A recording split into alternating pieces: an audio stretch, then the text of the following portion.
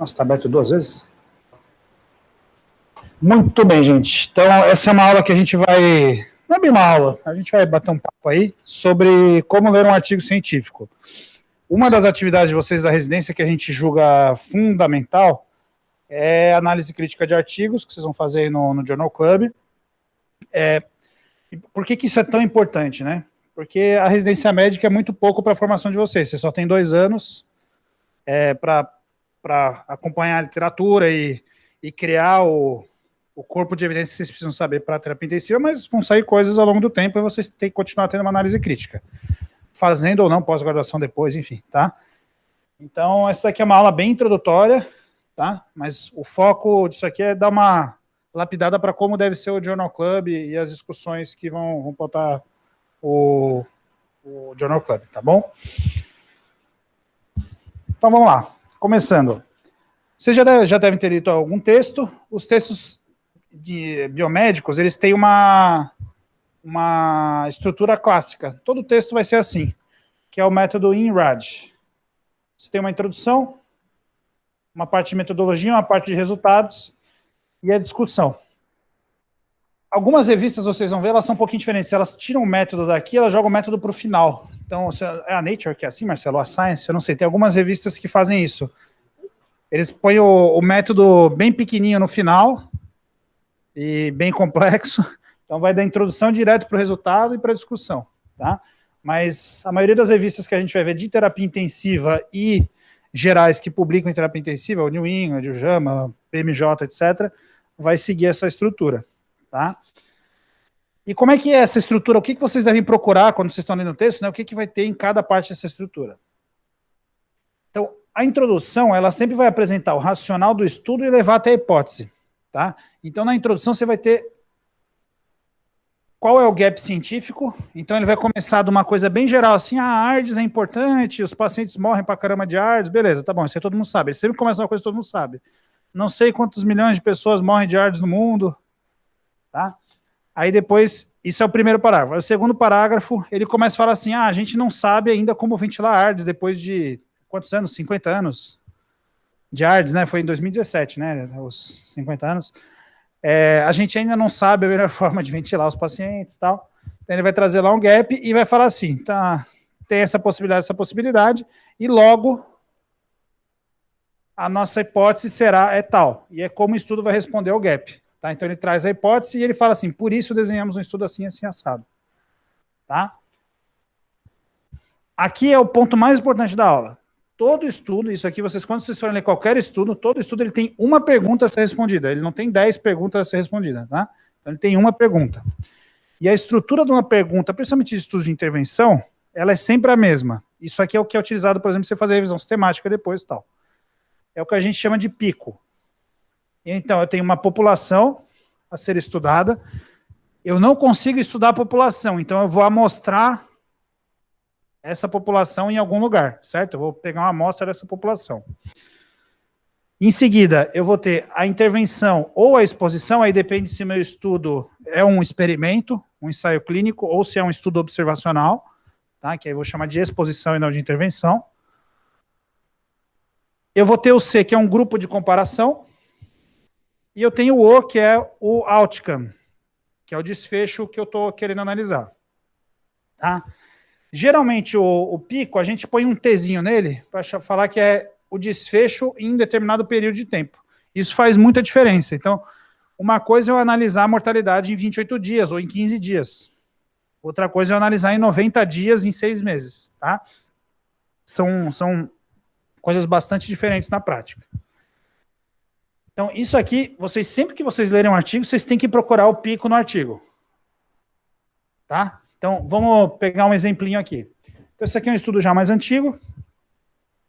Eu quero que vocês deem uma lida e tentem tirar os elementos aí. O que é o P, o que é o I, o que é o C, o que é o desfecho.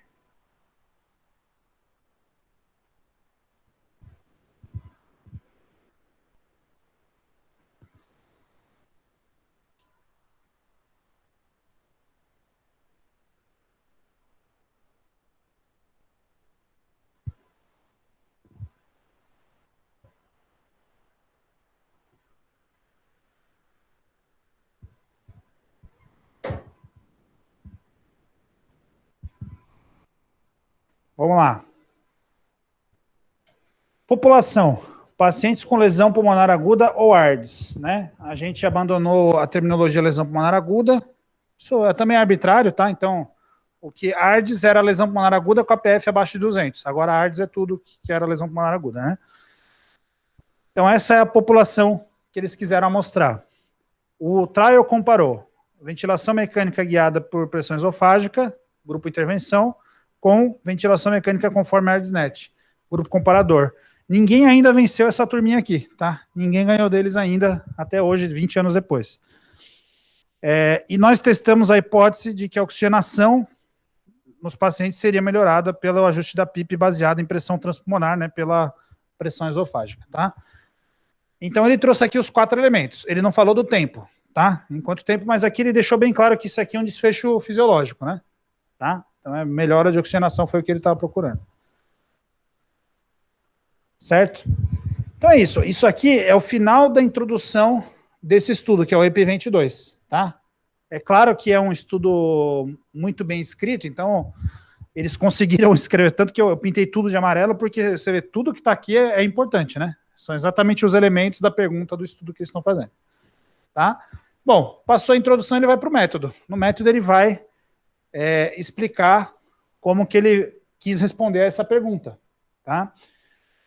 E a grande questão do método é que ele deve ser escrito de maneira concisa, claro, isso é super importante, mas ele deve ser escrito de maneira que o estudo seja reprodutível, que você consiga, pegando aquele mesmo método, replicar esse estudo em outro momento. Tá? Então é por isso que você tem que escrever o método. E aí vai depender do tipo de estudo, tá? Isso aqui a gente não vai entrar em detalhes agora, então só para a gente rever os tipos de estudo. Eu tenho estudos experimentais, experimentos mesmo, que são os ensaios clínicos randomizados, tá? Eu tenho estudos quase experimentais, isso aqui é uma parte de estudos que existe uma intervenção, mas essa intervenção não é aleatória, tá? O paciente não é randomizado. Então, nesses estudos quase experimentais, por exemplo,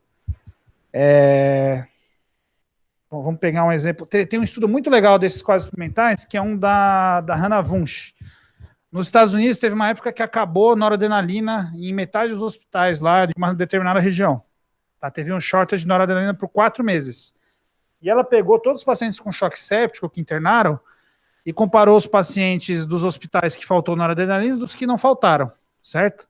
Olha que legal, ela tinha o baseline, como eles evoluíam antes, ela tinha os desfechos, tinha os desfechos depois e os desfechos durante o shortage de noradrenalina, que eles passaram a usar fenilefrina, que era uma droga muito utilizada nos Estados Unidos. Então foi uma coisa assim, foi uma intervenção, aconteceu um negócio, mas não foi diretamente pelo pesquisador. E o que ela mostrou? Nesse estudo aí, ela tem que usar uma metodologia diferente, chama Difference in Difference, é uma metodologia específica para esse tipo de estudo, e ela mostrou que quem usou fenilefrina morreu muito mais. Tá? Então, hoje, fenilefrina, assim como dopamina, já era, né, porque não tinha estudo, mas assim como dopamina é uma droga que é para ser proscrita e é um estudo que não foi um ensaio clínico, mas ninguém vai querer estudar isso. Tá? Enfim, e aí tem outros desenhos de estudos quase experimentais. O terceiro tipo de desenho são estudos observacionais. Para que serve estudo observacional na prática? Qual que é a resposta que eu quero dar fazendo um estudo observacional habitualmente?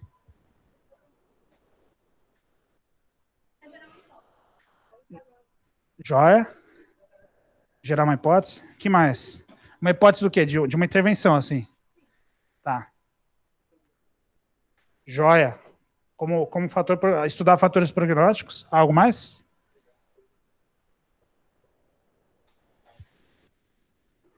Joia, tipo mandar alguém fumar. Aquelas coisas de epidemiologista, né? Randomiza, metade fuma, metade... Isso, tá bom.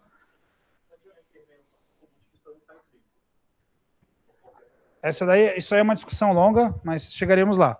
Então, você pode usar estudo observacional para analisar intervenções? Pode. Não é o ideal, tá? Idealmente, você sempre deve fazer um ensaio clínico, porque a metodologia apropriada para você estudar intervenções é o ensaio clínico. Estudo observacional ele é feito para ver risco, para você calcular um score prognóstico ou para ver a acurácia diagnóstica de um teste diagnóstico. Habitualmente, que é um estudo que você não tem intervenção no paciente. Você pode se aproveitar de intervenções que são geradas aleatoriamente, enfim, e fazer um estudo observacional? Pode, né? Isso tem trabalhos aí que mostram que estudos observacionais bem feitos, eles chegam ao mesmo resultado do que estudos randomizados, muitas vezes, tá? Mas a metodologia para responder esse tipo de pergunta é o ensaio clínico.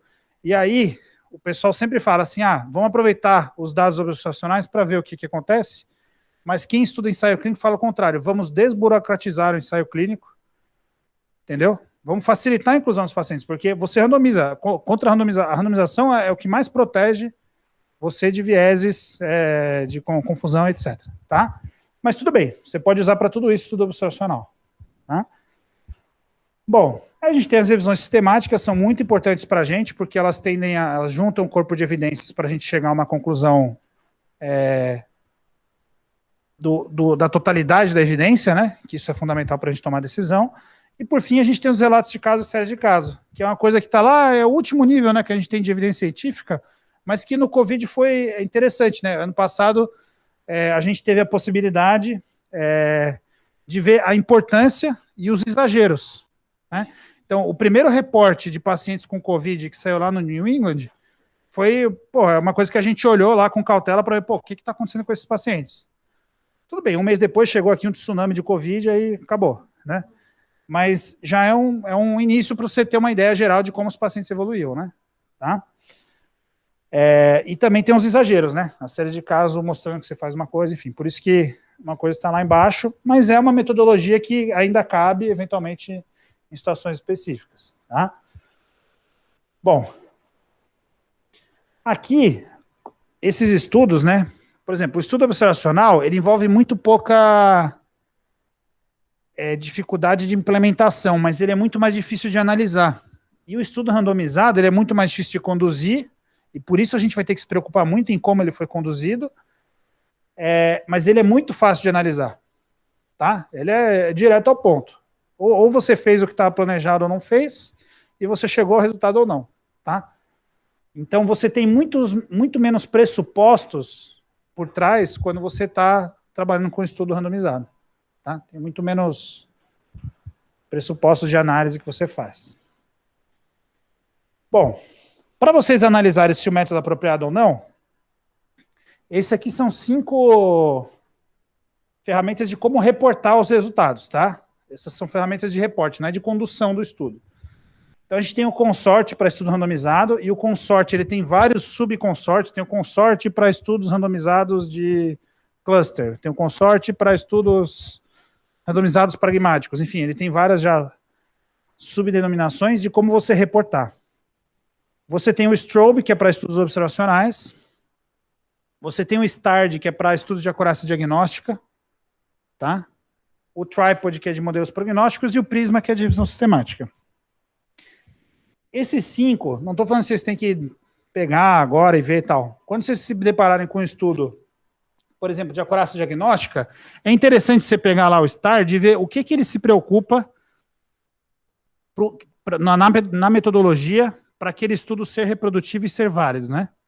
Tá? Então, é interessante vocês terem... Eles são checklists, assim, bem simples, tá? Que vão trazer o que o autor tem que ter colocado lá na metodologia para aquele estudo ser reprodutível e você poder utilizar ele para aplicar a sua prática. Tá? Bom, em última instância, o fundamental da metodologia é que o método deve ser apropriado para responder a pergunta, não o contrário. Tá? Então, frequentemente, vocês vão ver estudo que inverte isso aqui. Que você tem um método legal, aí você acha uma pergunta para aquele método. Não é isso que você quer. Se você tem uma pergunta, você tem que achar qual é o melhor método para responder aquela pergunta. Tá? E outra coisa fundamental, a análise estatística é uma ferramenta para responder a pergunta. Ela não pode ser a parte mais bonita do texto. Se a análise estatística é a parte mais bonita do texto, é porque o texto não tem muita informação boa para te passar. Tá? É claro que hoje em dia a gente está avançando cada vez mais em metodologia estatística, modelos mais complexos, análise bayesiana, etc., mas, em última instância, quando você tem um dado bom, uma pergunta legal, não importa como você analise. Tá? O método, o Marcelo que sempre fala, quando você vê um estudo lá, o desfecho primário foi analisado com Q², que é o método mais simples que a gente tem, é porque a pergunta foi bem focada, foi bem dirigida, entendeu? Você não precisou fazer muita firula para chegar num resultado. Tá? Lembrar que ela é uma ferramenta, mas eu preciso analisar muito criticamente a ferramenta, porque com estatística você pode fazer todo tipo de coisa aí, tá? Bom, vamos lá, resultados. Nos resultados, o que vocês vão encontrar em todo estudo, tá? Então, primeiro eu vou ter um flowchart, que é para eu saber como que os pacientes foram passando para dentro do estudo. Tá? A gente vai ver um flowchart adiante. Esse flowchart, ele tem que ser descrito num ensaio clínico randomizado, você tem que ter um flowchart. No estudo observacional, você tem que ter um flowchart de participantes. No estudo de teste diagnóstico, você tem que ter um flowchart para saber quem que foi excluído, por que foi excluído. Então, tudo isso eu vou precisar ver como que os pacientes chegaram, como que os autores chegaram na amostra final. Tá?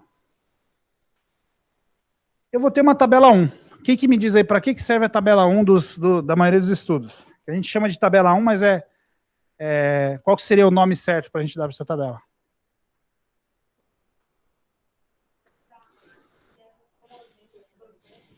Para ver se é homogêneo. Só vocês duas falam?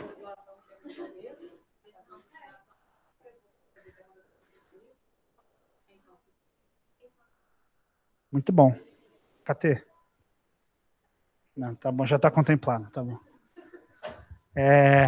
Bom, a tabela 1, a gente vai ver uma adiante. Então, a tabela 1, na verdade, o principal objetivo dela, ela é caracterizar a sua amostra. Então, por exemplo, eu queria estudar pacientes com AIDS grave, tá?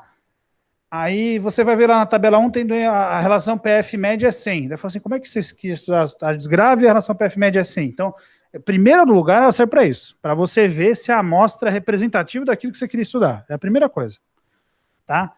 E quando a gente vê, por exemplo, a tabela 1, eu quero saber o SOFA dos pacientes, a gente é terapia intensiva, né? Eu quero saber, esses pacientes era SOFA médio de 4 ou de 12? SOFA de 12 são os doentinhos ruins, vocês sabem disso, tá? SOFA de 4, assim, tá grave, mas não é tão grave assim, certo? Vou ver idade, vou ver comorbidades, né? Etc. Outra coisa que a gente dá uma olhadinha é se tem desbalanço entre os grupos, tá? Isso é uma coisa controversa na literatura de ensaios clínicos, principalmente, tá? Porque, a princípio, a priori, quando você faz um estudo randomizado, isso é um pressuposto maior, assim, do estudo randomizado. Por randomizar, você está protegido por esse tipo de viés. Mas, aí tem um problema. Eu só estou protegido de não ter desbalanço entre os grupos se eu tiver um tamanho de amostra adequado. E, frequentemente, estudos de terapia intensiva, não só terapia intensiva, né, em outras coisas também, eles são bastante underpowered, né? Eles estudam com 300 doentes, 500 doentes. Isso são N's pequenos, imprecisos, tá? E pode ter coisa errada aí. E, principalmente, se for de centro único, é quando a gente mais vai se preocupar, tá? A gente vai ver uma tabela 1, e aí eu vou fazer outra perguntinha mais para vocês adiante. Então, todo estudo, vocês vão ver lá, o flowchart, tabela 1, característica dos doentes, comparar os dois grupos e tal. Vou ter um desfecho primário, desfechos secundários e análises, às vezes, diferentes para o mesmo desfecho, análise de sensibilidade, enfim, para ver se o resultado é robusto, dependendo de como eu analiso, etc. Vamos pegar aqui um flowchart. Qual que é esse aqui? Eu nem lembrava. Dotrecogina alfa. Então, olha que interessante. 27 mil pacientes foram avaliados para elegibilidade. Saiu uma galera aqui porque não tinha critério de inclusão ou tinha alguma exclusão. Beleza. Olha que interessante. 43 receberam dotrecogina, nesses aqui. 3.500 foram feitos a triagem pelo centro coordenador e aí excluiu 1.465. Motivos. Toda exclusão você vai ter que dar motivos. Frequentemente, os outros motivos é a maior causa de exclusão. Tá? Beleza, então foi para 2.000 pacientes, após revisão. 383 não foram incluídos. Tá? Não deu consentimento, essa aqui é a justificativa mais fácil, né? Parecia que ia melhorar, parecia que ia piorar, e outras razões também. E 3 receberam dotrecogina alfa. E no fim, 1.967 receberam a dotrecogina, 850 para cada grupo. E aqui, no estudo randomizado, frequentemente vocês vão ver isso. Você vai ter quais pacientes foram incluídos na análise e que tiveram perda de follow-up. Tá? essa perda de follow-up é muito importante. Isso aqui, em estudo randomizado, eu nem sei como a tradução seria em português, mas eles chamam de attrition, que é o viés por perda de segmento, tá? Excluiu 6 de um lado, 11 do outro. Certo? E geralmente aqui eles vão falar quantos receberam a intervenção ou não efetivamente, né? Tá bom? Então isso aqui é um flowchart clássico aí para ter em mente. Vocês viram que é importante, né? Então eu saí lá de 27 mil, 3.500, 2.000, 1.700, que aí foram efetivamente randomizados, e aí esse foi o segmento final de 90 dias. Tá? Esse aqui é o Prowess Shock. Foi o que, quando refizeram o estudo para mostrar que a deutercogina alfa não funcionava.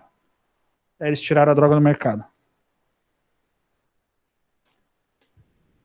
Bom, aqui é uma tabela 1. Essa aqui é a tabela 1 do ELEM. O estudo que estudou, o primeiro estudo que saiu de diálise precoce e tardia é um estudo de centro único, tá? Uma coisa pra vocês terem em mente, todo estudo de centro único, ele é naturalmente enviesado pela característica do centro, tá? Então isso é uma coisa que a gente vai bater muito na cabeça de vocês. Estudo unicêntrico não muda a prática clínica. Não deve mudar a sua prática. Eles são estudos, é como um estudo observacional. Você vai interpretar como uma hipótese legal a ser explorada no estudo multicêntrico. Tá? Bom, aí eles compararam diálise precoce e tardia. É um N legal, 230 pacientes, mas é um N bem pequeno. Né? Se for pensar quantos pacientes tem dialisando aqui no HC hoje, deve ter uns 50, sei lá, quantos que tem. Tá? Então aqui esse estudo tem 230 pacientes. Né? Dá para você fazer estudos maiores tranquilamente. Então vamos ver o estudo, olha que interessante. Bom, eram pacientes idosos, mas o grupo tardio, 3 anos mais velhos. Característica demográfica aqui, um pouquinho diferente. Aí ele botou a creatina basal, SOFA de 16 num grupo, 15,5 no outro, tudo bem, talvez essa diferença não seja clinicamente relevante. Uma parte de 32,7 e 30,6, isso aqui talvez seja relevante, tá? A probabilidade de óbito já vai mudar bastante. E aí trouxe, olha que interessante, esse estudo, 50% dos pacientes do grupo precoce eram cirurgia cardíaca e 43% do grupo tardio era cirurgia cardíaca. Gente, cirurgia cardíaca não morre. Vocês têm que ter isso em mente. Paciente de cirurgia cardíaca morrer é muito difícil, assim, é muito difícil mesmo, tá? Então isso aqui é um desbalanço danado. O principal desbalanço desse estudo talvez seja a proporção de pacientes de cirurgia cardíaca, tá? E aí, enfim, tinha mais coisas abdominais no outro grupo, né? Foi 7% de diferença é o que ganhou aqui, tá? Vocês viram que não tem valor de IP nessa tabela 1? Por que não tem valor de IP? Os R4 já sabem.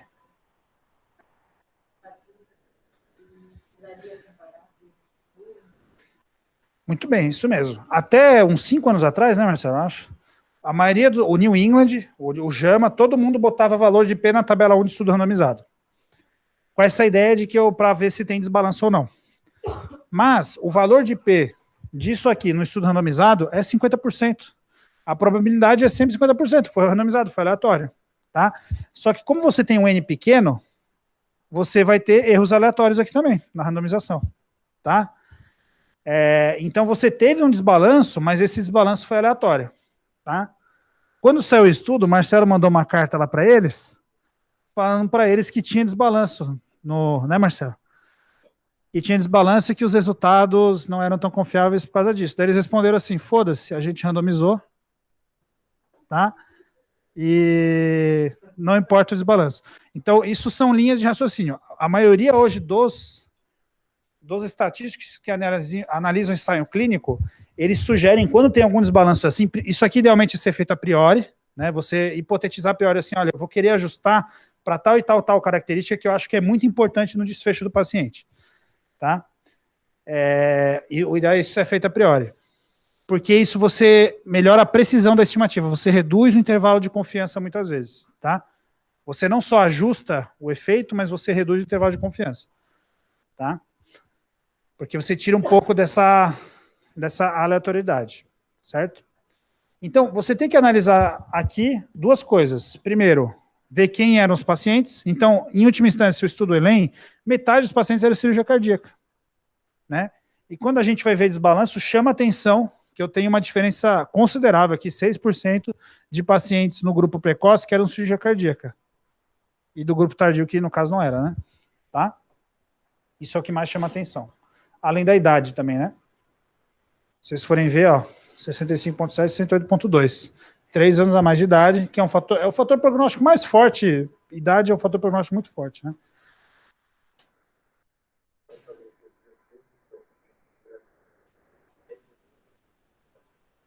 É estranho, né? Bom, então é isso. No resultado, o estudo apresenta o flowchart, a gente tem a tabela 1, essas coisas que a gente presta atenção. Aí a gente vai olhar o desfecho primário. O cara fez todo um estudo lá, tem a população, os dois grupos e o desfecho. Primeira pergunta é se o desfecho é robusto. O que é um desfecho robusto?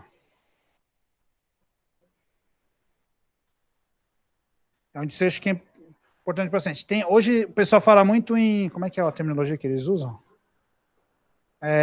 PCO, Patient Centered Outcomes, tá? Para fugir um pouco da mortalidade, tá? Mas mortalidade é um desfecho centrado no paciente, claro, mas como tem muito estudo mostrando que não muda a mortalidade, eles estão procurando outros desfechos centrados no paciente, retorno ao trabalho, se precisa de ajuda, né, funcionalidade, essas coisas, tá? E a grande característica dos PCOs é que eles estão desenvolvendo agora estudos para pegar pacientes que tiveram a condição, para eles validarem também se aquilo realmente era importante, tá? Se vocês forem pegar do Critical Care Medicine no ano passado, um estudo até que o Luciano está lá junto, quando eles foram validar os desfechos em pacientes com Covid, né? Então teve participação de pacientes, para falar se certos desfechos eram importantes ou não, tá? Isso. Aí eles botaram lá o que seriam desfechos interessantes em Covid, né? É o grupo da rua nos pacientes de terapia intensiva. A primeira coisa, o desfecho é robusto. Tem outra coisa aqui do robusto também. É importante que seja centrado no paciente, mas é importante que ele seja pouco sujeito a viés. E o principal viés aqui é viés de aferição. Então, ele tem que ser um desfecho que ele seja facilmente medido e que não tenha variabilidade pela forma como você mede, por exemplo. Então, os desfechos, conforme você vai ficando muito em desfecho de funcionalidade e tal, há um risco maior de ter variabilidade, principalmente se você não aplicar a ferramenta direito, tá? Mortalidade não tem erro, né? Ou morreu ou não morreu. Isso não é verdade aqui no Brasil. Eu vi a reportagem fantástica no domingo, teve um cara ali que não morreu e ele estava morto. Vocês viram a reportagem do morto-vivo? É o cara que comprava atestado de óbito. O morto-vivo saiu no Fantástico aí e tal. Não é aqui em São Paulo, tá? Eu já fui na máfia do Papa Defunto, já te falei, Marcelo? Eu já fui na polícia, quando eu assinei uma declaração de óbito quando era R1, no Leandro, só podia ser, lá no cemitério indígena, e me chamaram na polícia para dar uma declaração por causa dessa história de máfia Papa Defunto. Bom, não sei o que deu, saiu na TV, tudo, se procurar aí vocês acham no YouTube da vida. Tá? Bom, voltando, mortalidade em teoria, né, não tem erro. Ou tá morto ou não tá morto, tá? É um desfecho categórico, bem delimitado, é um desfecho bem robusto, tá? Qual que é o problema? A gente assume que tudo que a gente faz em UTI tem que mudar a mortalidade. Não necessariamente, às vezes não vai mudar a mortalidade, mas o paciente ele vai dialisar menos, a recuperação da função renal vai ser melhor, e talvez em 5 anos ele não vai ficar dialítico, enquanto o outro grupo, o cara dialisou e vai ficar dialítico pelos próximos 5 anos, e isso vai atrapalhar a qualidade de vida dele. Pode ser isso, entendeu? Inclusive, esse é um gap enorme da literatura. A gente tem muito pouco estudo nessa subpopulação. A gente tem muito em ARDS, né? Para ver como é que eles ficaram da capacidade respiratória. Tá? Vamos perguntar para vocês aqui, então, essa pergunta. Diálise. Dialisar ou não? Vocês acham que é um desfecho robusto? Sim. Quem mais acha que sim? Quem acha que não? Vamos ver adiante. Diálise é indicação dependente. Então, vai depender muito do que você faz. Se você tiver uma coisa totalmente homogênea, talvez seja um desfecho robusto. Mas se for heterogêneo dentro do serviço, isso frequentemente em qualquer lugar que vocês forem trabalhar, tem gente que quer dialisar mais precoce, tem gente que dialisa mais tardio, entendeu? Dialisar ou não necessariamente vai ser um desfecho super robusto, entendeu? É um pouquinho diferente de droga vasoativa e ventilação, tá? Não, isso sim, sem dúvida. Eu estou falando diálise durante a internação. Não, isso sem dúvida, você está certo, tá? Bom, qual que é o segundo desfecho mais utilizado em terapia intensiva? Mortalidade ou campeão? Tempo de internação, mas alguém falou outra coisa. Dias livres de ventilação, tá? Ó, deixa a Siri quietinha aí. A Siri vai gravar isso aí. E eu tô falando muita bobagem hoje. Só porque eu falei do Papa Defunto? Tá bom. Da máfia? Bom, o segundo desfecho que vocês mais vão ver em estudos de terapia intensiva é dias livres de ventilação, tá? O que é dia livre de ventilação? Eu vou pegar, sei lá, o paciente ficou entubado 5 dias, foi estubado e em até 28 dias, eu preciso botar o tempo, né? Ele ficou estubado. Então, ele teve 23 dias livres de ventilação, certo? Então, é uma variável quantitativa, não é mais uma variável categórica, né? Do tipo sim e não.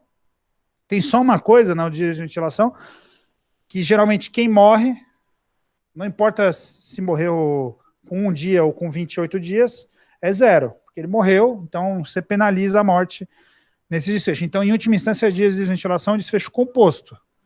Ele leva em conta se morreu ou não morreu, e aí vai ser 0, e ele leva em conta quanto tempo o paciente ficou fora do ventilador, tá?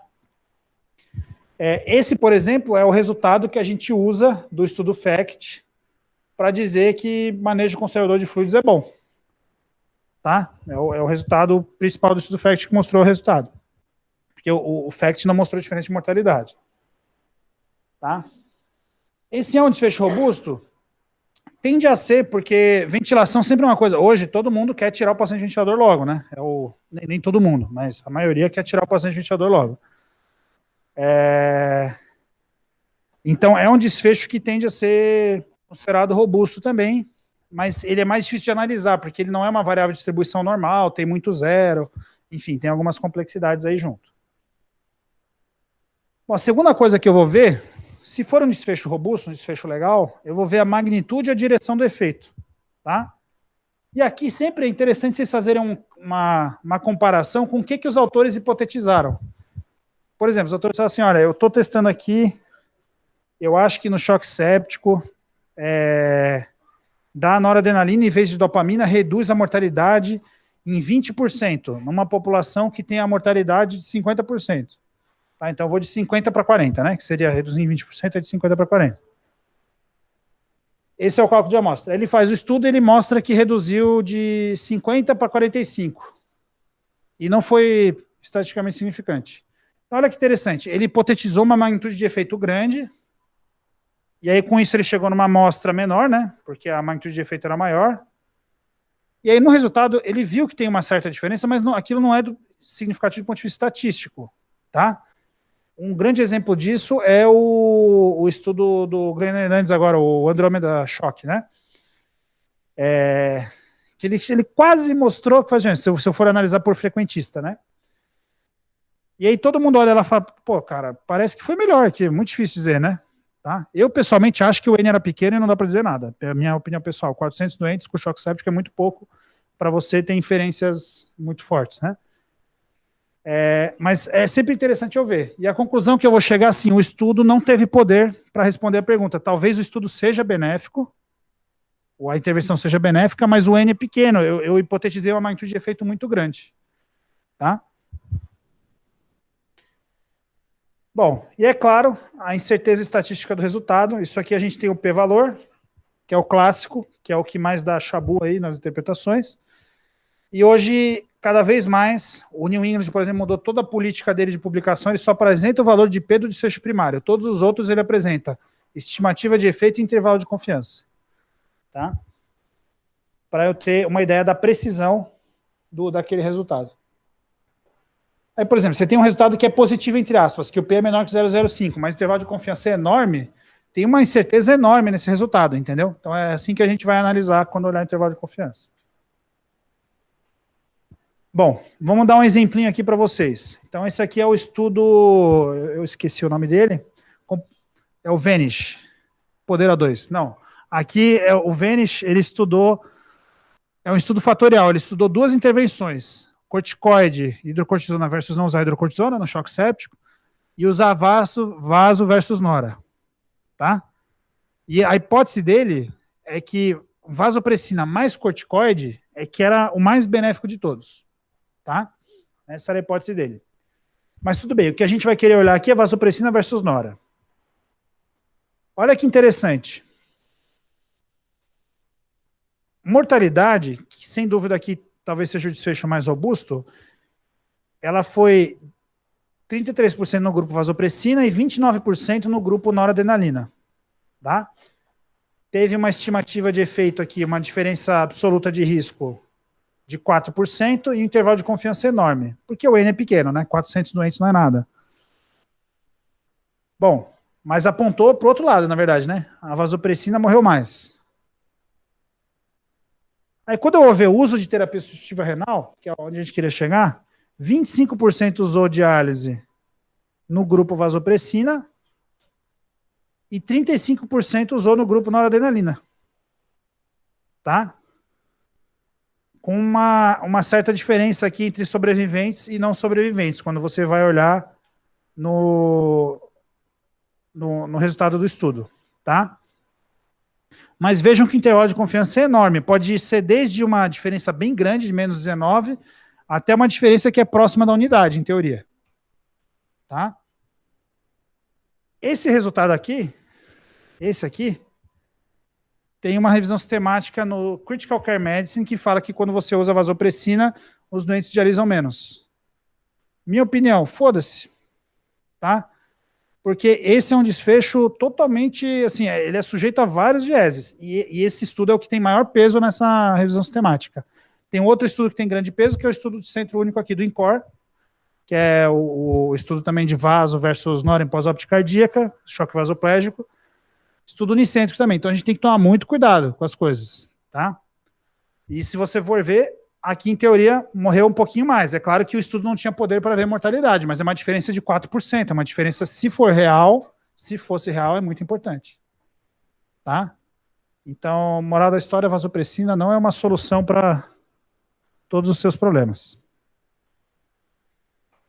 Então, é isso que é importante vocês verem. Magnitude do efeito, o que os autores estavam pensando a priori, olhar intervalo de confiança, tá, para ver se ele é muito largo ou se é mais estreito ou não. Tem duas revisões, vou mandar para vocês no grupo. Isso aí de 2016, saiu uma série no New England que chamava The Changing Face of Clinical Trials. Não, tudo que se aprendeu ao longo da década de 80 para cá, né, até 2015, sobre ensaios clínicos, né? O Stuart Pocock é uma das pessoas que mais estudam estatística clínico, principalmente cardiologia. Os exemplos dele são todos em cardiologia. E aí ele tem dois artigos muito legais. O primeiro é esse aqui. O desfecho primário é positivo. Será que isso é bom o suficiente? Ele sugere uma série de perguntas para você fazer, quando você analisa um estudo que é positivo, entre aspas. O primeiro é sobre o valor de P. Esse aqui eu não vou nem entrar no mérito, tá? Porque a resposta é não. Qual a magnitude do efeito? Se o desfecho primário é clinicamente importante, então isso você espera quando você está fazendo ensaio clínico que seja um desfecho clinicamente importante, né? Que não seja uma coisa pouco importante. E ele faz uma pergunta super importante. Os desfechos secundários, por mais assim, a gente não quer interpretar fortemente o desfecho secundário, mas é estranho quando você tem um estudo que ele é positivo no desfecho primário e os desfechos secundários vão ao contrário, entendeu? Aí você tem que tentar entender por que isso aconteceu, né? Um exemplo, por exemplo, é o estudo o Euroterm, né? Que morreu mais, mas não teve mais infecção. Aí todo mundo falou assim, o medo de todo mundo com hipotermia era infectar mais e ter mais eventos adversos, mas não teve. Então não ficou muito claro por que morreu mais no Euroterm, entendeu? Então quem acredita na hipotermia ainda acha que talvez funcione. É que depois vieram outros aí que enterraram de vez, mas você sempre tem que ficar de olho nisso. Ele pergunta, os principais achados são consistentes ao longo de subgrupos? Vamos falar um pouquinho sobre isso. Para mim, essa é a pergunta mais importante. o trial é grande o suficiente para ser convincente? Então, você tem um tamanho amostral suficiente para você, assim, você fala assim, putz, com esse N aqui, acho que beleza, né? Então, quem que resolveu enterrar essa pergunta aqui? Os britânicos com recovery, né? Não tem trabalho com menos de 10 mil pacientes. 8 mil para cada lado, 5 mil para cada lado. Impressionante, né, Marcelo? Eu acho que é uma coisa impressionante assim, o que eles fizeram. O trial é totalmente pragmático, ele só tem um desfecho. Você não sabe nada que aconteceu no meio do caminho, mas eles incluíram um monte de paciente e é o que vai embasar todas as nossas decisões de Covid aí. Sempre vai ser o estudo que mais vai ter poder. Porque eles focaram em ter grandes números. E com grandes números, você é a maior proteção que você tem contra vieses, entendeu? Ah, eu não sei bem como é que foi e tal, mas com um N de 10 mil, tá? É difícil. É claro que você tem que saber a condução, tem várias outras coisas, né? Então, cuidado quando vocês virem um trabalho pequeno lá com 50, 100, 150 pacientes. Putz, esse resultado aqui é legal, acho que esse negócio funciona. Aí quando você vai ver, quando põe em uma escala maior, a coisa não funciona. Ou às vezes faz até mal, tá? Isso não é infrequente da gente ver em terapia intensiva. Outra pergunta muito importante é se o trial foi interrompido precocemente, tá? Essa a gente vai ver adiante. Essa daqui é a pergunta que tem sido feita a respeito do tocilizumab. Você mandou, né, Marcelo, do NHS? E aí, eles estão recomendando ou não? Os americanos fizeram uma crítica ao recovery tocilizumab porque ele não traz dados de segurança. E a mortalidade dos grupos é muito grande, é maior do que a mortalidade média americana. Então, os americanos estão falando assim, que o recovery não se aplica a nós. Eu não sei se é seguro ou não, vocês não apresentaram nenhum dado de segurança, e a mortalidade de vocês é muito maior do que a nossa já é sem tocilizumab, entendeu? Isso é os australianos fazem essa pergunta frequentemente, né? Os australianos, eles viram recovery lá com corticoide, né? Então, os australianos nem corticoide eles querem usar, eles falam assim, aqui não morre. Aqui o Covid, a mortalidade é 15% de entubado. Você fala, caramba, como é que vocês conseguem? O que vocês fazem? Eu ainda não sei, tem que ir lá, sugar o ar da terra, capturar os chakras e... Exatamente, Podia fazer mas esse trajeto aéreo ia ser meio complicado, né? Umas 24 horas. Não, mas o Bellomo, ele tem um editorial, que ele fala assim, por que a terapia intensiva australiana é melhor? Por causa dos enfermeiros, né? Bom, e aí ele traz outras perguntas. O que eu botei isso aqui? Depois eu vou mandar o texto para vocês darem uma lidinha.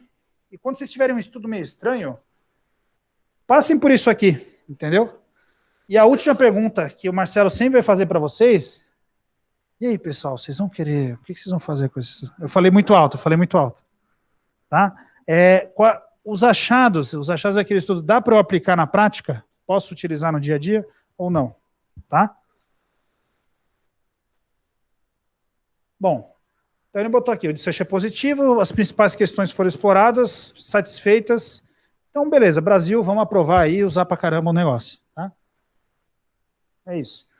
Tem algumas preocupações? Vamos fazer mais estudos. Tá? More trials are needed to establish the effectiveness, não sei o quê. Então, é isso que vai aparecer lá na conclusão do estudo.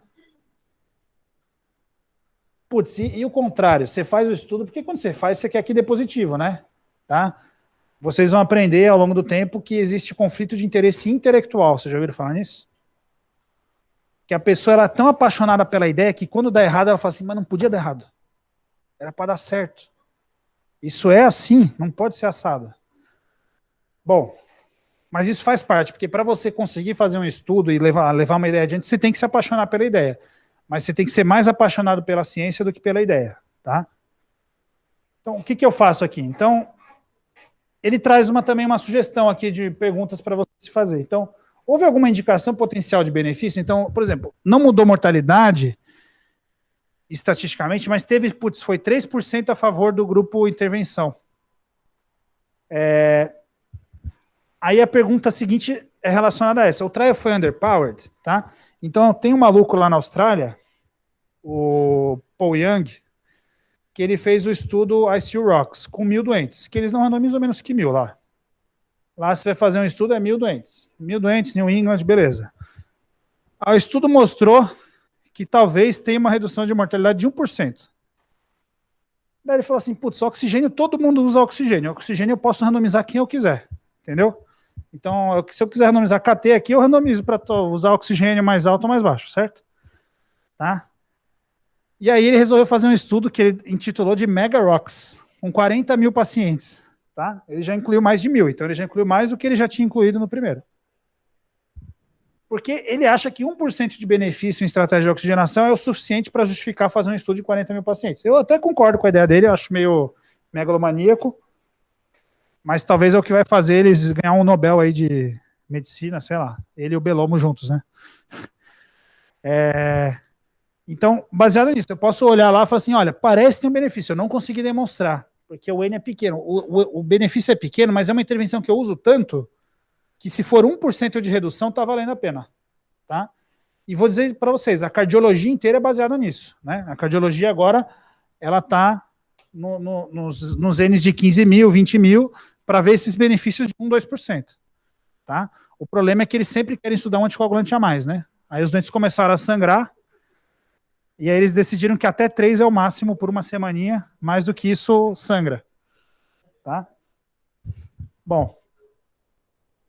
Próxima pergunta. Será que o desfecho primário era o adequado para responder a pergunta? Então, às vezes não muda a mortalidade, mas vai ter o impacto lá, se o doente vai ficar dialítico ou não, recuperação de função renal, etc. Se a população que eu estudei era a que eu realmente, talvez mais tenha benefício, aqui começa a entrar um pouquinho de subgrupo, né? Então, às vezes, aquela intervenção talvez funcione, mas não na qualquer ARDS. Funciona no ARDS com PF menor que não sei quanto, com não sei o quê, entendeu? Prona é o exemplo disso. A prona não funciona em ARDS. Ela funciona em ARDS moderada grave. Tá? E a gente demorou alguns estudos, demorou 8 ou 9 estudos para chegar a essa conclusão. Né? O regime de tratamento foi apropriado, exemplo da prona de novo. Os primeiros estudos eram 6 ou 8 horinhas de prona. Aí todo mundo achava lindo, prona, melhor oxigenação, tal, morre igual. Aí depois a pessoa fala assim, putz, eu vou aumentar a dose. Muita coisa de terapia intensiva, quando eu falo de dose, é aumentar o tempo de terapia, né? Então vamos pronar pelo menos 16 horas, tá? Então agora o que o guideline recomenda, o último, acho que eles recomendam pelo menos 12. Mas por mim fica pronado o tempo que for possível ali, pelo menos 16 horas. Fundamental isso aqui. Houve deficiências na condição do trial? Olha, gente, isso aqui é muito difícil de analisar, porque vocês vão ver alguns estudos sendo conduzidos, e vocês vão ver que todo estudo tem deficiência, tá, na condução. Vocês vão ver uns furinhos, que às vezes você não sabe se vai aparecer ou não, enfim. Mas isso aqui é uma das perguntas a serem feitas. Aqui ele fala estudo de não inferioridade, isso aqui é uma coisa à parte. Essa daqui é muito perigoso, né? Se subgrupo tem sinal positivo e se desfecho secundário tem sinal positivo. Isso aqui é só exploratório, totalmente exploratório, para você ver por que deu negativo. Será que é um subgrupo que tem benefício, então eu tenho que estudar uma população diferente? Né? Será que análises alternativas ajudam? Isso aqui foi o mote das análises bayesianas, das reanálises bayesianas. A gente tem um brasileiro que é uma estrela nisso, que é o Fernando Zampieri, que foi nosso colega, que tem publicado muito sobre isso, e às vezes ajuda realmente a você ter uma interpretação, entender um pouquinho melhor o que aconteceu. E o fundamental, né, quando a gente fala medicina baseada em evidências, agora a gente está num momento bem complicado, né, da divulgação científica aqui no Brasil. A gente analisa a totalidade da evidência, a gente nunca pode analisar um estudo sozinho, né? Então eu tenho que analisar aquele estudo frente àquilo que a gente já sabe a aquele respeito, né? Tanto evidências indiretas, né? Enfim, tem tanta coisa aí que você pode saber. Então, vê se tem alguma evidência externa, tá? E por último, se tem um racional biológico. Essa pergunta é meio besteira, porque se você está fazendo estudo é porque você acredita fortemente no racional biológico, né? Mas às vezes os modelos causais aí dos racionais biológicos, eles mudam, tá? Eles vão sendo atualizados conforme a ciência evolui, né? Bom, em última instância, eu encontrei um resultado. Esse resultado ele pode ser por alguns motivos. Porque aquele resultado é verdadeiro na amostra da população, seja negativo ou positivo, tá? Eu não gosto de chamar de negativo, na verdade é neutro ou positivo, tá? Negativo é quando você tem um spin, você achava que ia reduzir mortalidade e aumentou. Aí isso é um estudo negativo, tá? Um outro motivo é o acaso, né? E aí, o acaso, eu vou ver com intervalo de confiança, valor de P, e lembrar, isso aqui é diretamente relacionado ao tamanho da amostra. Então, quanto maior o N, menos eu reduzo a chance do acaso atuar em cima do meu resultado. Outro viés fundamental, viés de confusão. Esse aqui, eu ainda tenho uma ferramenta relativamente fácil de ajustar, que eu faço uma regressão com modelo de regressão, score de propensão, tem um monte de coisa aí que você pode utilizar para tentar ajustar. Tá? E outros vieses, aí fica complicado. Não tem muito jeito, até tem, assim, mas não, são ferramentas um pouquinho mais complexas. Mas, por exemplo, se você fez, de alguma forma, você tem um viés de seleção enorme, ou se você tem um viés de mensuração, mediu errado, é muito difícil você ajustar para isso. Tá? Quando você tem algum desbalanço de viés de confusão, você até pode tentar ajustar estatisticamente, mas aqui já fica mais complicado. Tá? Isso aqui é no desenho que você resolve e numa condução apropriada do estudo. Até aqui é tudo resultado, tá?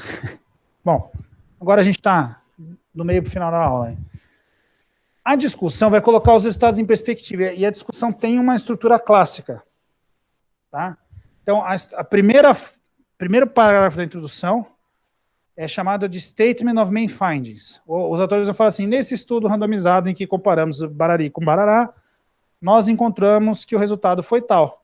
As análises secundárias mostraram tal, tal e tal. É isso. Tá? Então, esse é o primeiro parágrafo da discussão. Vocês podem prestar atenção a isso que ele vai falar. Então, ele vai repetir. E é feito para ser repetitivo mesmo, para a coisa entrar na sua cabeça. Tá? O segundo passo é a relação com a literatura. Você colocar o seu estudo em contexto com aquilo com que a literatura já tem publicado a aquele respeito. Tá? Então, às vezes, fica 1, 2, 3 parágrafos colocando em contexto por que o resultado foi diferente, ou se foi igual, o que os outros autores encontraram, enfim. Né? O que ele, isso aqui é o ponto maior, né, de uma discussão, é o que o teu estudo agregou a mais em cima daquela evidência que já era disponível. Discutir resultados inesperados, tá? Então o ART é o exemplo disso, depois vocês leiam o ART. O ART ele foi feito para mostrar redução de mortalidade e mostrar aumento, ele é um estudo negativo de verdade, tá? E sim, sempre você vai discutir limitações e potenciais vieses, tá? Do estudo que podem impactar na interpretação do seu resultado. Tá? E por último, a conclusão, isso aqui é fundamental, tá? Quem faz revisão de estudo, às vezes você pega uma conclusão, não tem nada a ver com a pergunta do estudo, tá? Então, a conclusão, ela deve ser baseada no resultado. E ela tem que ser ipsis literis. Se você pegar o último parágrafo da introdução e a conclusão, se você ler um e depois o outro, você tem que entender o que foi feito, entendeu? Ah, eu queria fazer isso, isso e isso. Ah, o resultado foi esse, acabou. Tá? E fundamental, não pode afirmar aquilo que não foi pesquisado. Frequentemente o pessoal faz ele estudou uma coisa com survey, daí quer falar que, na verdade, a gente descobriu aqui a cura do Covid, não sei o quê. Não. A tua pergunta era essa, a resposta é essa. Acabou. Tá? Não tem que ficar fazendo firula em conclusão. Quando vocês vão ler New England, BMJ, JAMA, isso é tranquilo. Porque essas revistas, elas têm você manda lá o paper, geralmente para a gente brasileira manda uma merda, o inglês é horrível, eles arrumam tudo. Tem uma pessoa lá que só faz escrita científica e que vai arrumar seu texto inteiro para ficar no padrão da revista. Por isso que vocês pegam é sempre o mesmo padrão, é tudo muito igual. Não é porque os autores são maravilhosos e sempre escrevem bem, entendeu? Tem uma pessoa lá na revista que é paga para deixar fácil de ler e sempre consistente. Quando vocês vão já para um Chest, para o Intensive Care, que são revistas boas, não tem esse medical writer para arrumar o paper frequentemente. Então, às vezes, tem umas coisas que falam assim, nossa, aqui tá meio estranho. Aí, quando você vai para a revista de escalão menor, aí que você vê bastante coisa estranha, tá? Não estou desmerecendo essas revistas, tem muita coisa legal, né, que sai em revistas menores, tá? Isso a gente tem que ter em mente. Bom, alguns cuidados. Tudo parado precocemente por eficácia, né? Então, aqui o Prowess é o grande exemplo. Pararam porque deu certo. Aí todo mundo começou a usar, o pessoal começou a achar estranho que os dentes sangravam. Aí se gerou toda uma comoção para refazer o estudo. Aí fizeram o Prowess Shock, não deu diferença e tiraram a droga do mercado. Tá? Vocês vão ter uma aula, tem uma aula do Leandro sobre isso, né? De análise interina. Certo? Então, esse aqui é o grande exemplo da terapia intensiva, é esse estudo. Análise subgrupo. Esse aqui é um estudo bem antigo. Em infarto, né, Marcelo? Esse aqui? É o ISIS? De dar aspirina ou não. Então, putz, dar aspirina é bom. Só que daí eles apresentaram, isso aqui segundo os autores, encheram tanto o saco deles para apresentar a análise subgrupo, que eles botaram também o signo, tá? E aí eles mostraram quem é de Gêmeos e de Libras não se beneficiava da S, enquanto quem era dos outros signos tinha benefício, tá? Esse aqui é o grande exemplo. Quando você faz muita análise subgrupo, vai ter coisa estranha aí na jogada. E a análise subgrupo tem que ter racional biológico para apresentar, primeira coisa. E tem que ser um número limitado. E tem que ser a priori também. Então, geralmente você vai apresentar, porque isso é importante para você entender o que aconteceu e tal. Então, mas você vai apresentar umas 5 análises subgrupo e elas têm que ser especificadas a priori. E você nunca vai interpretar a análise subgrupo, por exemplo, o estudo é neutro, mas num subgrupo foi benéfico. Você nunca vai interpretar que é benéfico naquele subgrupo sem um novo estudo. Tá? Você vai assim, ó, o estudo foi neutro, nesse subgrupo pareceu ter benefício, agora vamos tentar estudar esse subgrupo. Só que daí o N reduz, né? E quando você vai estudar subgrupo, os tamanhos de amostra vão ficando mais pequenos, fica mais difícil você conduzir o estudo. Tá? Esse aqui é um exemplo clássico, tá? Da medicina baseada em evidências aí sobre análise de subgrupo.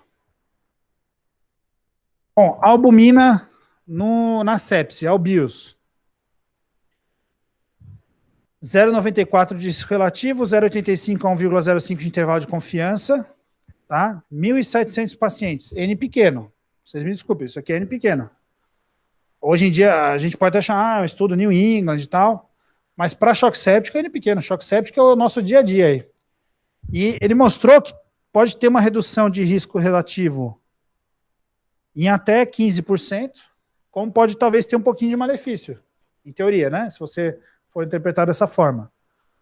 É um intervalo de confiança relativamente preciso, mas a estimativa pontual apontou para cá. Só quando você vai ver, ele mostra que no subgrupo de pacientes com choque séptico, né, 1.100, aparentou ter uma menor mortalidade. Parece que é o subgrupo que se beneficiou. E aí os pacientes com sepsis sem choque séptico foi para lá. É meio estranho, né? Que você dá albumina para um doente que não está chocado, que isso vai fazer mal? Talvez, pode ser, porque a albumina, além do efeito de expansor volêmico, tem efeitos anti-inflamatórios, enfim, tem outras coisas que o pessoal descreve, poderia ser maléfico, mas ninguém mostrou que a albumina faz mal, sabe? Pelo menos não lembro, Marcelo, você lembra de algum estudo? Geralmente aponta para talvez fazer bem, mas está bem no talvez ali. Agora depois desse do New England, a gente vai discutir esse em breve. Eu não lembro se ela fez mal, a telepressina fez, né? Deu mais edema agudo, né? Bom. Bom. Dá para eu interpretar, então, vamos dar albumina para o choque séptico? Não dá. Isso aqui é análise subgrupo. É um subgrupo clinicamente relevante, mas tem que ter um estudo nesse subgrupo aqui, tá? Certo? A meta-análise de albumina, ela é neutra, né, Marcelo? Ou não? É neutra, né? Pô, esse aqui, quando eu vi isso aqui é a coisa mais doida que eu já vi na minha vida, tá? Isso aqui provavelmente foi algum revisor maluco que pediu pro pessoal do Akiki botar lá, tá? Análise pós-hoc, assim, o doente tá elegível, eu tenho meu tempo zero, randomizei, eu balancei ele aqui no baseline. O que aconteceu depois pode ser coisas pós-intervenção, tá? Então, o Akiki, ele estudou 2 estratégias de tratamento. Dialisar todo o Cadigo 3, então tinha que ser choque séptico e tal, Cadigo 3 dialisa. Diálise precoce, era o precoce do Akiki, que tem gente que acha que é tardio, mas... E dialisar o Cadigo 3 somente se tiver emergências dialíticas. Então, potássio muito alto, acidose, enfim. 3 dias anúrico, era o critério do Akiki, 3 dias de anúria, ureia acima de 240. Tá? Aí apareceu isso aqui não, é bizarro, né, Marcelo? Aí eles mostraram que na análise pós-hoc exploratória, para comparar os pacientes que nunca receberam terapia sustentiva renal com aqueles que receberam ou early ou late. A menor mortalidade foi entre aqueles que nunca receberam terapia sustentiva renal. E a maior foi o dos que dialisaram tardio, no grupo tardio. Tá? E a mortalidade do grupo precoce foi intermediária. Tá? Esse estudo aqui ele é neutro. Gente, isso aqui é óbvio. Os que nunca precisaram dialisar, eles eram menos graves. Então, eles nunca precisaram dialisar e tiveram mortalidade menor. Isso aqui é totalmente esperado, esse resultado, né? Se eu estou falando assim, olha, eu vou dialisar só se realmente precisar.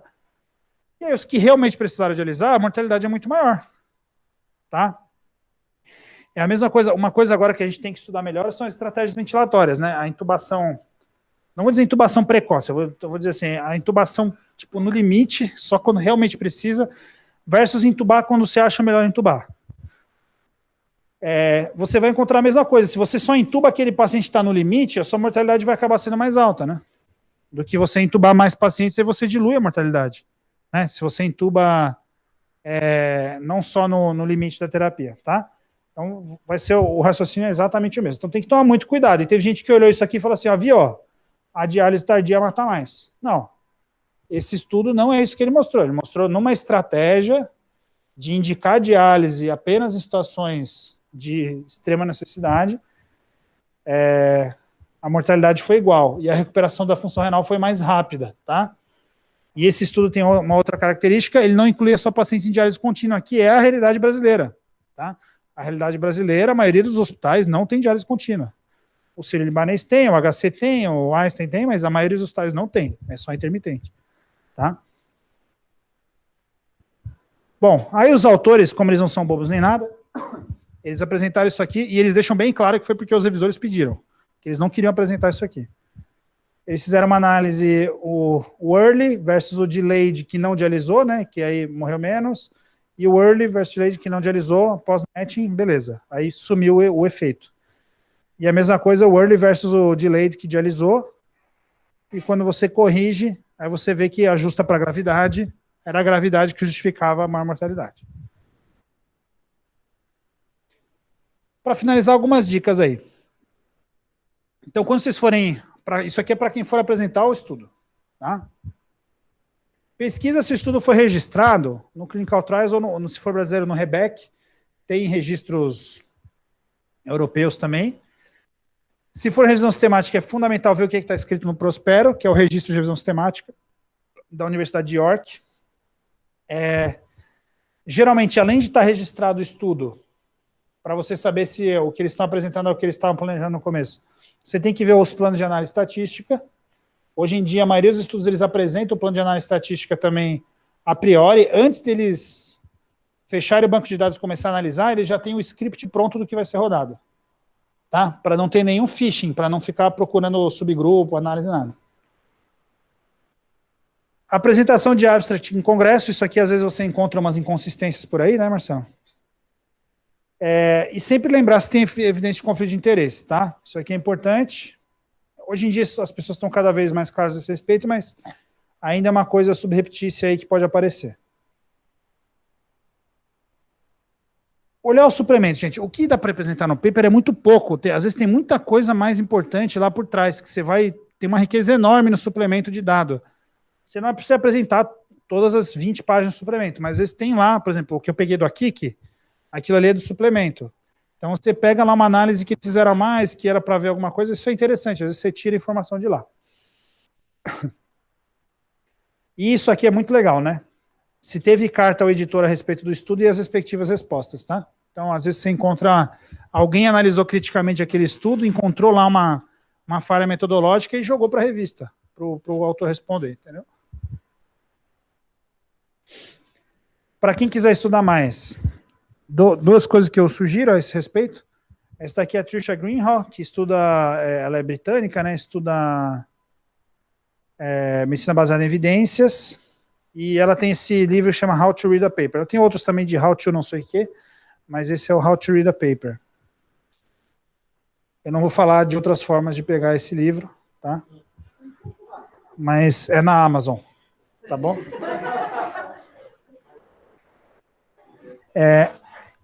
O JAMA, das revistas, assim, a gente tem New England, tem JAMA, o JAMA ele tem uma seção dele lá que chama JAMA Evidence, cujo mote é muito baseado na criação da medicina baseada em evidências lá na McMaster, nos anos 90 e tal.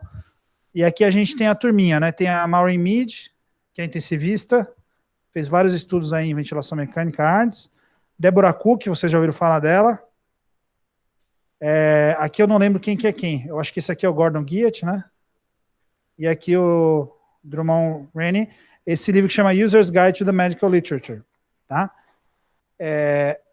E esse livro, assim, isso aqui é para rebater o pessoal que fala mal de medicina baseada em evidência, sabe? Quando você vai ler o primeiro capítulo deles, eles falam assim, como usar a literatura? Eu tenho que pegar a melhor evidência disponível, isso é óbvio, então eu vou pegar estudos que foram bem feitos, bem conduzidos e tal, né? Eu tenho que avaliar o meu grau de confiança nessa melhor evidência disponível, tá? E para tudo que eu fizer em medicina, eu vou considerar riscos, benefícios, a carga imposta ao serviço de saúde ou à equipe e os custos. Eles colocam isso lá. Então eu tenho que levar tudo isso em conta para eu decidir se eu vou utilizar aquela terapia ou não. E eles colocam à parte valores e preferências do paciente. Então, medicina baseada em evidências não é ensaio clínico deu errado, não funciona. Entendeu? Não é isso. Eles deixam isso bem claro no livro que eles escreveram, os criadores aí da medicina baseada em evidências, tá? Então, a gente tem tudo isso. Às vezes, a melhor evidência que eu tenho são estudos observacionais de boa qualidade, tá? Baseado nisso, eu posso dar uma sugestão de conduta. Estudos observacionais de baixa qualidade, essas cloroquinadas que apareceram aí, não vai guiar a prática de ninguém. É estudo mal feito, você não vai mudar sua prática baseado nisso. Entendeu? Porque existe uma incerteza enorme, não tem como você fazer qualquer recomendação. Tá? Tocilizumab. Putz, legal a ideia. Acho que funciona. Vou usar tocilizumab sem saber se funciona? Porra, custa R$5.000 a dose. Agora tem 15 mil pacientes internados aqui na cidade de São Paulo, não sei quantos. Faz as contas aí, entendeu? Você vai gastar em um dia não sei quantos milhões de reais para usar tocilizumab. Então, por isso que eu fiz aquela pergunta para o Leandro, né, o que ele achava. Eu, pessoalmente, se tivesse disponível, eu gostaria de utilizar, hoje, baseado na evidência atual. Mas a gente tem que ver se vai ter como pagar, né? É difícil fazer esse cálculo, né? É muito difícil mesmo, tá? E é claro, a gente deve botar sempre em contexto risco, benefício, carga imposta e custo. De carga imposta, o grande exemplo que a gente sempre fala é de diálise, né? Então, dialisar precoce, você dialisa o dobro de pacientes. Você dialisando o dobro, você vai fazer o dobro de diálises. Que é uma puta carga de trabalho, entendeu? É um catéter a mais, então... É uma coisa que para você usar de rotina, você tem que mostrar que funciona muito bem, entendeu? Para dizer que vale a pena você fazer isso, entendeu?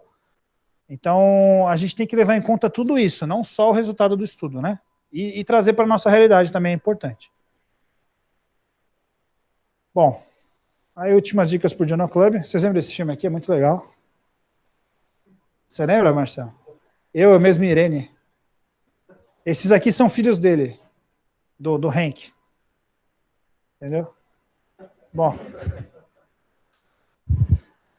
Então, quais são os objetivos do Journal Club, quando vocês forem apresentar o paper? Então, a gente vai querer reforçar conceitos de epidemiologia clínica, o que é uma medida de efeito, o que é uma associação causal ou não causal, enfim, a gente vai discutir essa terminologia. Ganhar familiaridade com estatística. O objetivo não é que vocês saibam rodar nenhuma análise estatística, nada disso. Tá? Isso aqui é doutorado. O objetivo é ganhar familiaridade. Você fala assim, ele usou um Q quadrado para analisar. Você tem que saber que o Q quadrado serve para aquilo. Tá? Tem que ter ouvido falar desse nome. Ele fez uma regressão logística. Você tem que ter ouvido falar do que é uma regressão. Fazer análise crítica da literatura e entender suas limitações. Todo estudo tem limitação, né? Então, você vai tomar decisões para um lado ou para o outro.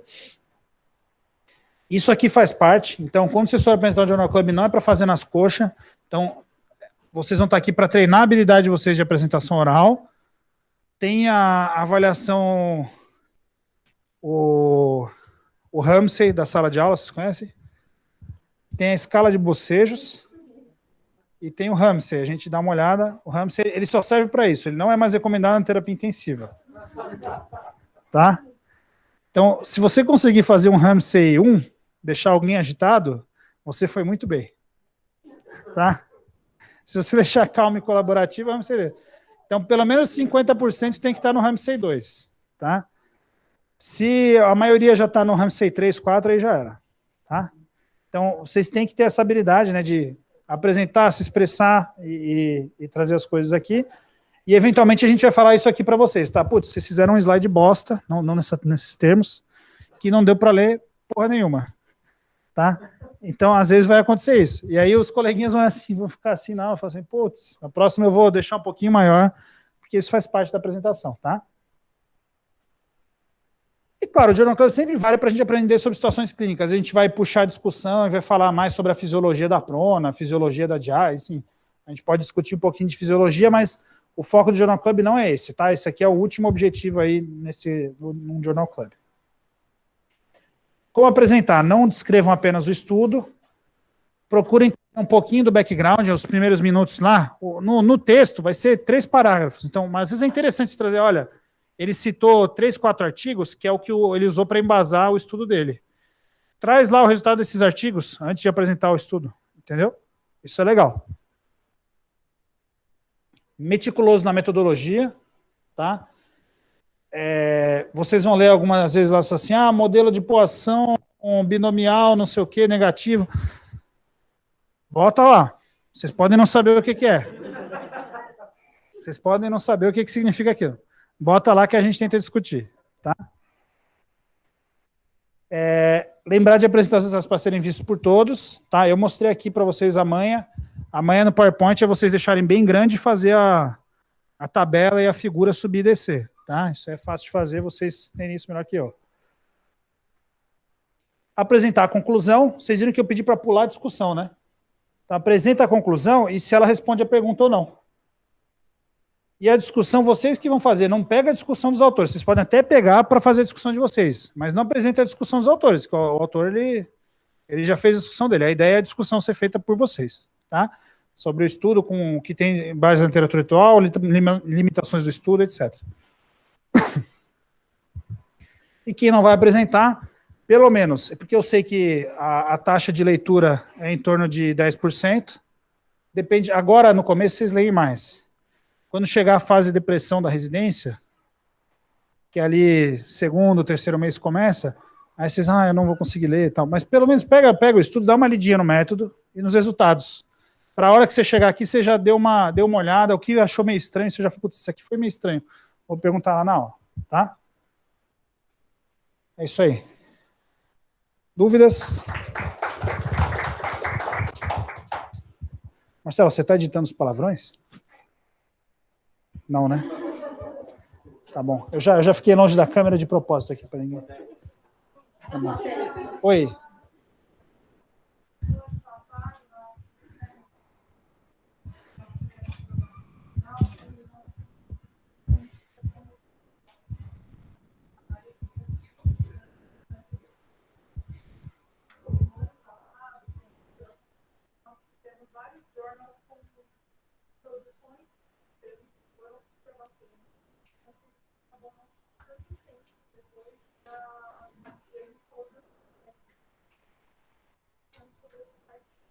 Perfeito.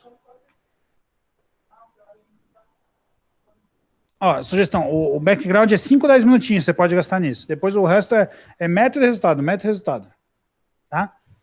E tanto que se você for ver bem um estudo científico, a introdução e a discussão é só para fazer um bilu-bilu científico ali, entendeu? Porque o que importa, o cerne, é o método e o resultado. Se o método é rigoroso, é bem conduzido e tem um resultado, pronto, você interpreta como você quiser, entendeu? Tá?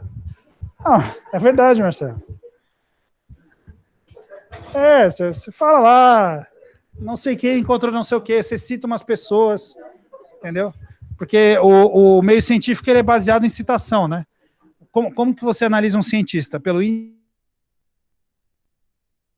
de estudos com X citações que tem. Esse é a variável bibliométrica mais importante. Então aí você tem que citar umas pessoas. É para isso que tem introdução e discussão, entendeu? Porque se não tivesse, você não citava ninguém. Você só ia citar artigo de metodologia estatística, né, Marzão? Que é o que você cita no método. E o resultado você não cita nada, né? Então tá bom.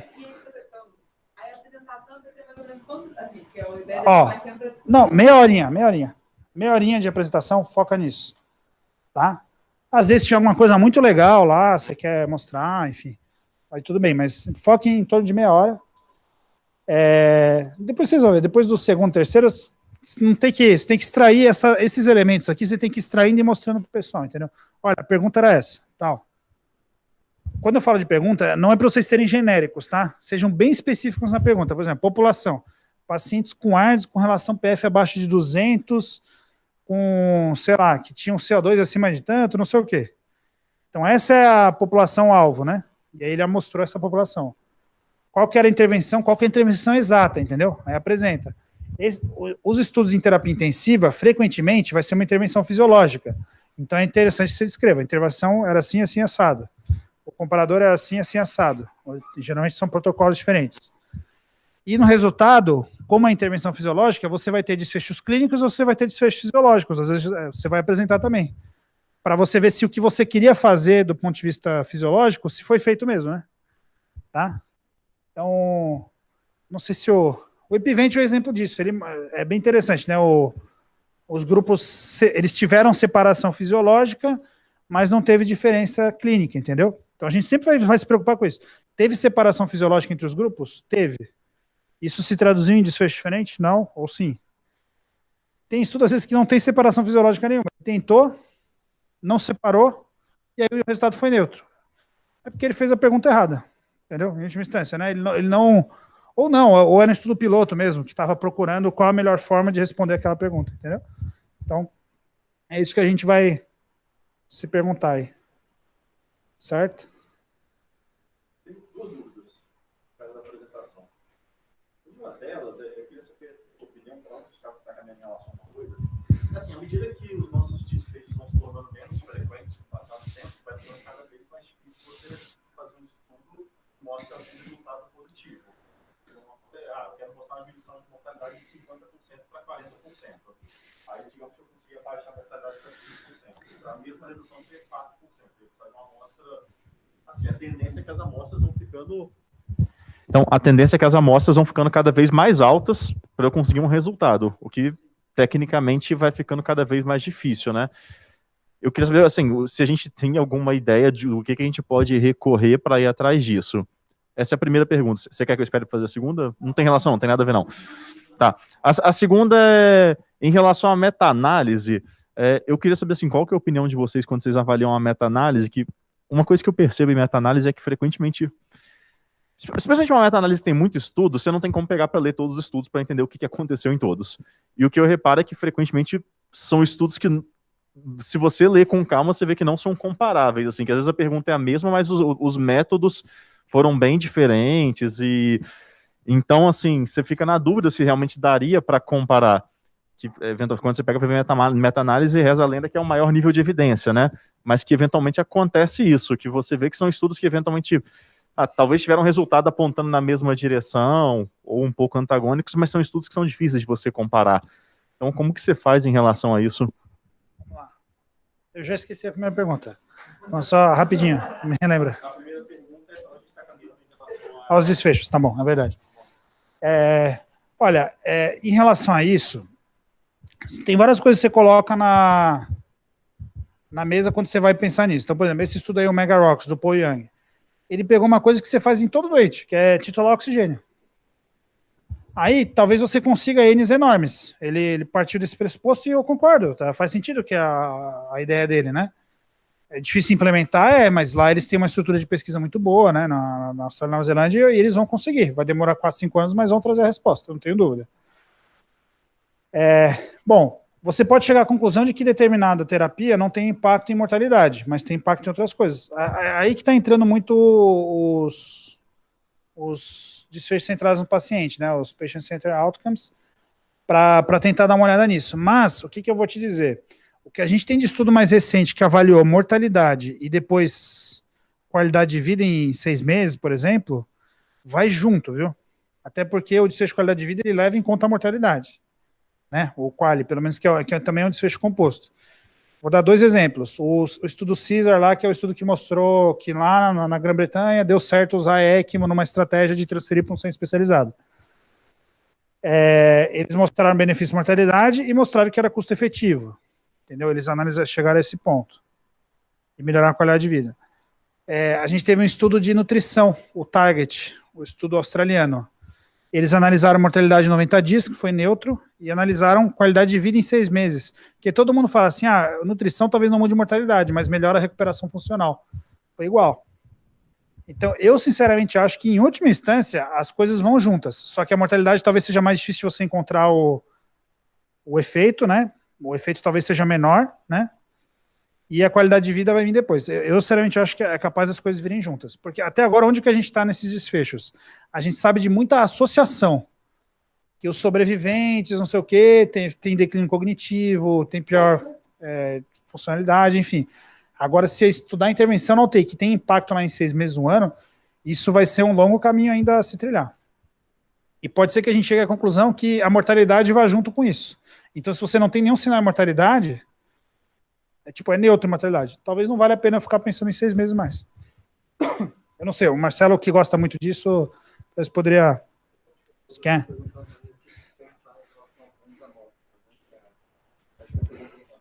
Assim, vou dizer um exemplo, o estudo Victas, que saiu agora, no JAMA. Ele é um estudo adaptativo, agora vocês vão começar a ver mais disso, estudos adaptativos. O adaptativo pode ser várias coisas, mas o principal é o tamanho da amostra, tá? Que eles usaram um desfecho substituto, que é ventilator and vasopressor free days, tá? Eles usaram isso como um surrogate, e eles viram, quando inclui 500 pacientes, eles iam ver se tinha algum sinal ou não. Se não tivesse, o estudo ia parar por ali. Porque eles queriam chegar em 1.500. Você entendeu? E aí, com 1.500, eles iam ver mortalidade. Mas com 500, eles viram que não mudava nada, de dias de ventilador e vasopressor.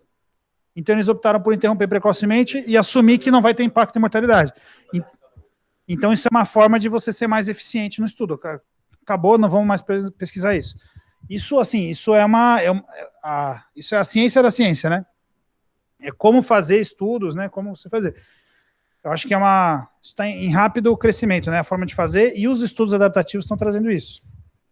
Tá? O RemapCap é um grande exemplo. Ele é uma plataforma, então ele está incluindo qualquer paciente com Covid, onde quer que ele caia, em vários estudos ao mesmo tempo. E aí ele viu, esse braço aqui deu certo. Para de incluir e começa a administrar a droga para todo mundo. E aí continua incluindo os outros braços, entendeu? Então, a ideia é tornar mais eficiente, né? Ser mais eficiente a condução do estudo, né?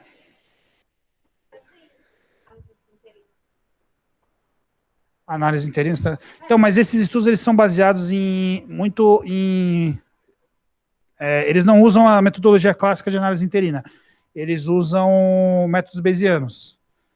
Que, em teoria, você vai vendo, de tempos em tempos, você vai vendo, assim, quando a probabilidade pós-teste de o estudo ser benéfico é muito grande, aí ele interrompe, geralmente isso põe maior que 99%, enfim, aí, isso é uma metodologia toda à parte, tá? É bem complexo aí.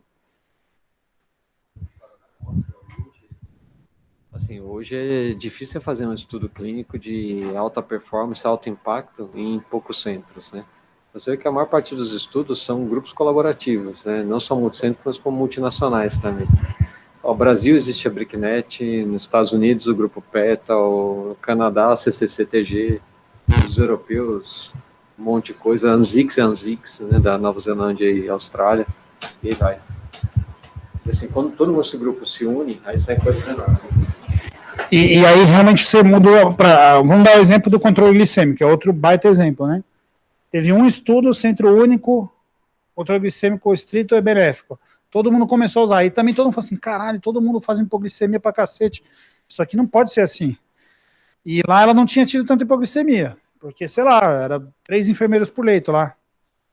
Entendeu? E aí quando o pessoal começou a aplicar, viu que não dava certo. Aí os australianos fizeram lá, eu estudo com 6 mil pacientes, e viram que era o contrário, o estrito matava mais.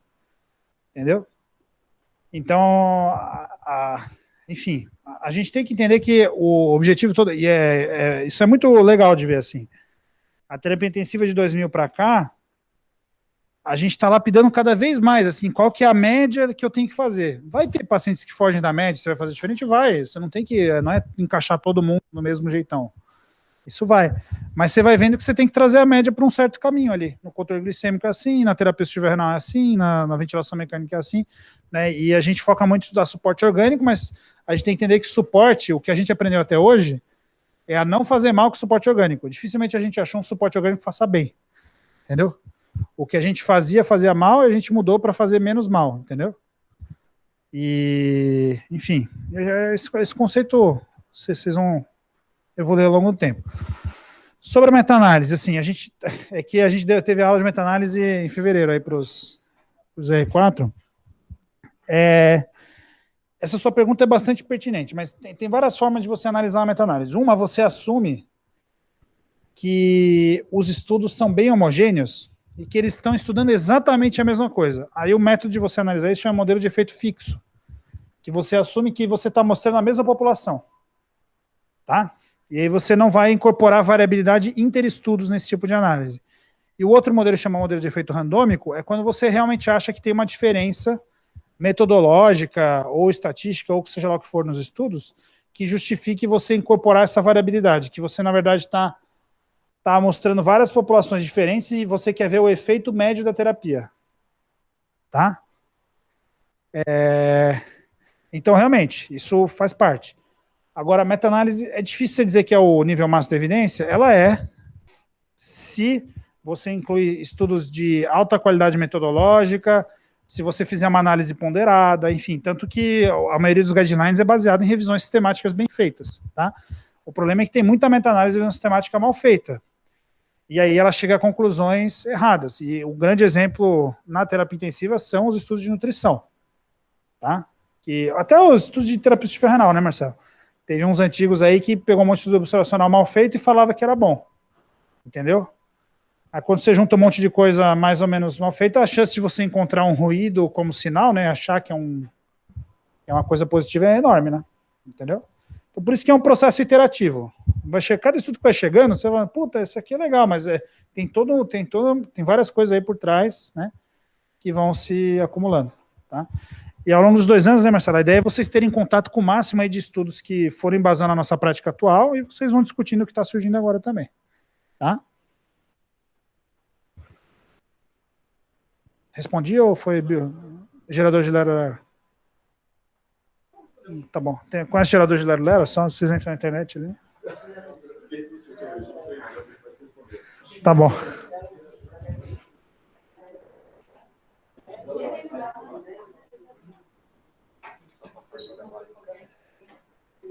Pessoal, almoçar e UTI.